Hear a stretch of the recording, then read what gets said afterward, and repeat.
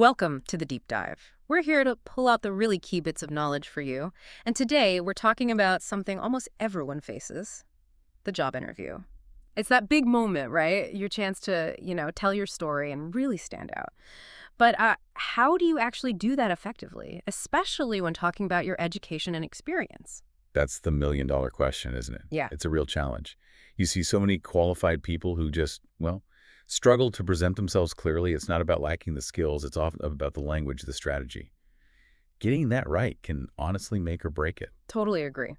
So that's our mission for this deep dive. We want to give you that language, those strategies. We've gone through our sources, pulled out expert advice, practical examples, all to give you, hopefully, an edge. We'll look at some key vocabulary. We'll actually break down a sample interview dialogue step by step, and then offer some really concrete tips to make your qualifications, stick, memorable. Yeah, the goal here is that by the time we're done, you'll feel much more confident. You'll have a clearer path for talking about your journey, turning that interview anxiety into, a genuine opportunity. Okay, sounds good. So let's start at the beginning, the foundations. Laying the academic groundwork. Getting the degree terminology right. Because the English-speaking world has its own sort of specific terms, right? Getting these down is like step one. Definitely step one. And a big one often is the word major. What does that actually mean? It's simply your main area of study at university, your primary focus. Right. So you'd say, my major is business administration. Exactly. Or you could use it as a verb. Oh, yeah. Like I majored in history. That little word in is key there, isn't it? It is. It sounds much more natural. Majored in science. Majored in economics. It's a small detail, but it matters for sounding professional. Got it. And then there's the minor. Right, the minor. That's your secondary focus. A smaller chunk of your studies, but still significant. Very common in places like the U.S. and Canada. So using an example from the sources, maybe your major is history. That's like 60% of your classes. And then you minor in French, which might be, 30 or 40%? Exactly. Should you have another area of interest or expertise, maybe rounding out your skills, shows a bit of breadth. Interesting. Okay, and then the degrees themselves. There's a hierarchy, right? Yep, a clear structure. Starts with a bachelor's degree. That's typically your first 4-year university degree, undergraduate. Okay. And after that, you want to go deeper. Then you might look at a master's degree. Usually takes about 2 more years, much more specialized. You really focus in on a particular field. Right, like a master's in engineering or marketing or whatever. Precisely. And then at the very top, you have the PhD, the philosophy doctorate. PhD. That sounds intense. It is. Usually means another 5, maybe 6 years of really deep original research. And an important point, despite the name philosophy doctorate, it's not just for philosophy. You can get a PhD in almost anything. International relations, biology, history. It just signifies the highest level of academic research in that field. It's a huge commitment. Wow. Okay. So understanding bachelor's, master's, PhD, major, minor, it's not just words. It's like building the framework to talk about your education properly. Exactly. It gives you the language to articulate that part of your story confidently. But knowing the terms is one thing. How do you, weave them into a good answer in an actual interview? Well, that's the perfect transition. Let's look at it in action. This brings us to our second segment, the interview in action, dissecting an exemplary dialogue. We've got a great example from our sources showing how someone really nails this. Okay, let's hear it. What does this candidate do well? Well, first off, when asked about education, they don't just list the degree. They say they graduated with honors from Chester University. Okay, with honors. Nice touch. Immediately signals achievement. Right. Then they give the specifics. Major in business administration, but add a specialization in information management. And they also minored in psychology. That's very precise. Major, specialization, minor. And they explained why, right? Yes, and this is crucial. They linked it directly to job skills. They chose the information management track.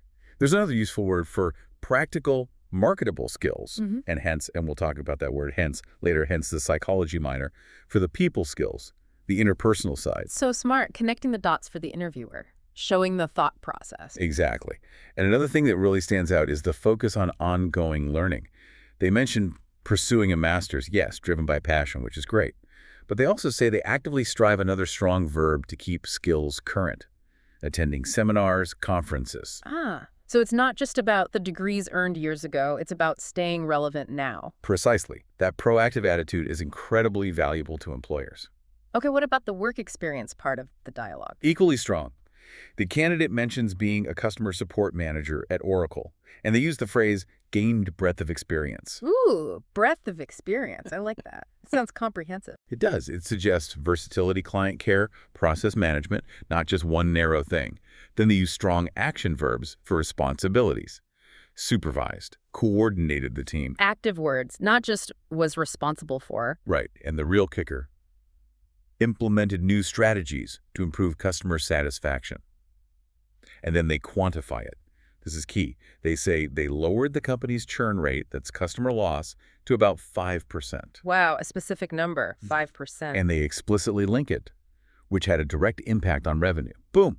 That's measurable value. Okay, this example dialogue, it's much more than just listing facts. It's telling a story with impact. It's a strategic narrative. Yeah. It really is a great template for communicating powerfully and specifically. Shows what he did and the result. This leads us perfectly into digging deeper into some of that specific language. Our third segment, powering your pitch. Essential language takeaways. Let's zoom in on those words that make a difference. Let's do it. You mentioned track earlier. The candidate chose an information management track. How does that differ from, say, course of study? Good question. So course of study is maybe the broader program, like your overall degree plan. A track feels more specific, like a specialization within that program, like train tracks guiding you in a particular direction within the field. That's a great analogy. Yeah, it implies focus, a chosen direction within the broader subject. Okay. And then the word hence. The candidate used it to connect their minor choice, hence the psychology minor. Sounds quite formal. It is a bit more formal, yes. Yeah. I mean, therefore, or for this reason, the economy slowed down, hence companies reduced hiring. Using it correctly definitely adds a level of professionalism and articulacy to your explanation. Shows logical connection. Right, elevates the language a bit. Okay, what about pursued, as in pursued a master's degree? Pursue implies actively going after something, chasing a goal. You pursue a degree, sure, but also a promotion, a dream, a new skill. It shows initiative, deliberate action. I like that. It feels active, purposeful, and strive. They said they strive to keep skills current. Strive means to try really hard, to make a significant effort. It conveys dedication. You know, our team is always striving to improve, or he really strived to get that certification. It suggests commitment and effort over time. Definitely stronger than just saying, I try. Much stronger. And back to breadth of experience. Why is that phrase so effective? While breadth implies scope, variety, it means your experience isn't just deep in one tiny area, but covers a wider range. Maybe you've touched marketing and finance and operations. That's breadth. It signals adaptability, a bigger picture view. Very valuable. And finally, those action verbs again. Supervised, coordinated, implemented. Right. Our candidate supervised a team, coordinated its efforts, and implemented new strategies. These aren't passive. They show you did things. You took charge, implemented, especially you put something new into action, made it happen. Exactly. These words aren't just fancy vocabulary. They are tools. Tools to paint a clear, dynamic picture of your accomplishments and your capabilities. Makes your story much more compelling. Okay, so we have the terminology. We have some powerful words. Now let's talk strategy. Segment 4, strategic storytelling. Tips for interview success. How do you weave this all together? Thinking about educational background first. What's a key piece of advice beyond just listing your degree? I think a really critical point is not to only talk about your formal degree from college or university. Yes, that's the foundation. But interviewers increasingly want to see evidence of ongoing learning, continuous development. Right. So what else should you mention? Anything relevant, any extra training, online courses you've completed, professional seminars, workshops, even, industry magazines or journals you read regularly to stay updated. Show you're actively engaged in your field. That makes sense. It shows you care, you're proactive, you're not just relying on past knowledge, demonstrates commitment. Exactly. Now, shifting to work experience, we touched on this with the dialogue, but let's reinforce it. What's crucial here? Specificity and quantification seem key. Don't just say improved things. Give concrete examples of what you actually did. What were your main achievements? And crucially, like that 5% churn example, attach numbers whenever you possibly can. Absolutely. Numbers cut through the ambiguity, reduce costs by X%, increased efficiency by Y amount, managed a budget of Z dollars. It makes your contribution tangible, undeniable. It really does. And another huge point for work experience, The tone. Stay positive, right? Oh, absolutely critical. Never, ever speak negatively about past employers, bosses, or colleagues, even if it was a difficult situation. That can be tough sometimes, but it reflects badly on you, doesn't it? It really does. It can make you seem difficult or unprofessional. If asked why you left a job, always frame it positively. Focus on the future. I was seeking a new challenge. Or, this opportunity aligns better with my long-term goals. Or, I wanted to move into X field. Keep it forward-looking and constructive. Good advice. So these aren't just like minor suggestions. They're really strategic ways to shape your narrative, to present yourself professionally. Precisely. It's about crafting your story carefully. But, sometimes interviews throw you a curveball you just didn't prepare for. Yes. Which brings us to our, maybe most intriguing part. Segment 5, the unexpected question. Navigating the curveball. Our sources had this amazing anecdote. An interviewer actually asked the candidate, if you were a tree, what kind of tree would you be? Can you imagine sitting there ready to talk about KPIs and strategies and then tree? Seriously, what's the point of a question like that? It seems so random. It's usually not about the content of your answer per se. It's rarely about finding the right tree. It's more about how you handle it. How do you react under pressure?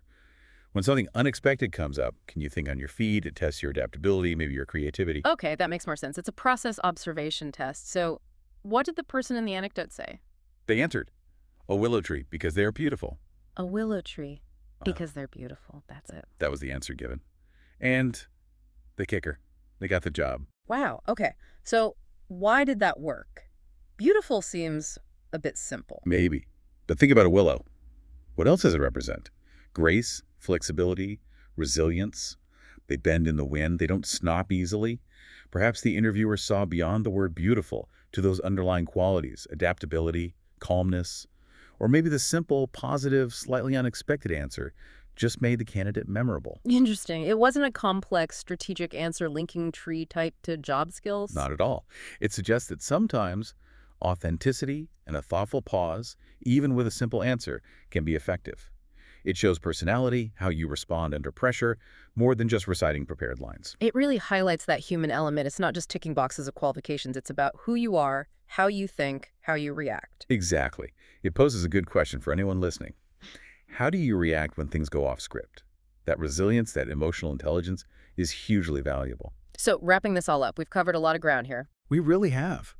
From the basic vocabulary of degrees to dissecting strong interview answers, looking at powerful language, strategy, even the weird tree question. Yeah, the goal was really to give you the tools, the confidence to tell your own story effectively, to make your education and experience shine. Hopefully, this deep dive provides a clearer roadmap for turning those interview discussions into a real showcase of what you bring to the table, making your qualifications into a compelling narrative. Absolutely. And maybe here's something to think about as we finish. In a world that's constantly changing, where information evolves so fast, is our educational background ever really done? That's a really interesting point. It's more of a continuous journey, isn't it? Right. So the provocative thought is, how will you keep striving? How will you cultivate that ongoing breadth of experience? Not just to land the next job, but to really define your own path of continuous learning throughout your whole career.